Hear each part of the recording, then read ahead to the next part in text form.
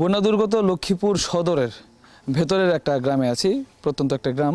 দেখতে পাচ্ছেন আমার পেছনে, এখানকার শিশুরা যারা আছে তারা কিন্তু সারাদিনই প্রায় তারা পানির মধ্যে থাকছেন।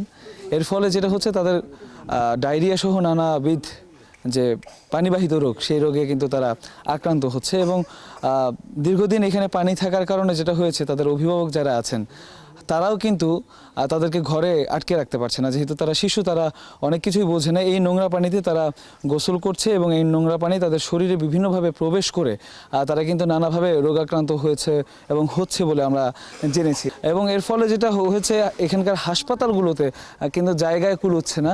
কারণ আমরা হাসপাতালেরও খবর নিয়েছি, সেখানে গিয়েছিলাম। হাসপাতালগুলোতে আমরা দেখেছি যে অন্যান্য রোগীর পাশাপাশি সবচেয়ে বেশি রোগী যে ভর্তি আছে তারা ডায়রিয়া আক্রান্ত, এবং ডায়রিয়া আক্রান্তদের মধ্যে সবচেয়ে বেশি রয়েছেন ছোট ছোট বাচ্চা শিশুরা, একবারে 5 মাস 6 মাস এরকম শিশু আমরা দেখেছি। তারা কিন্তু আশ্রয় কেন্দ্রগুলোতে ছিল এবং আশ্রয় কেন্দ্রগুলোতে পর্যাপ্ত বিশুদ্ধ খাবার পানির অভাব এবং সেখানে স্বাস্থ্যকর যে টয়লেট, সেটার অভাবে কিন্তু তারা রোগাক্রান্ত হয়ে পড়ছেন। এবং শুধু তারা না, বয়োবৃদ্ধ যারা আছেন এবং গর্ভবতী যারা আছেন তারাও কিন্তু অনেকটা স্বাস্থ্য ঝুঁকিতে রয়েছে।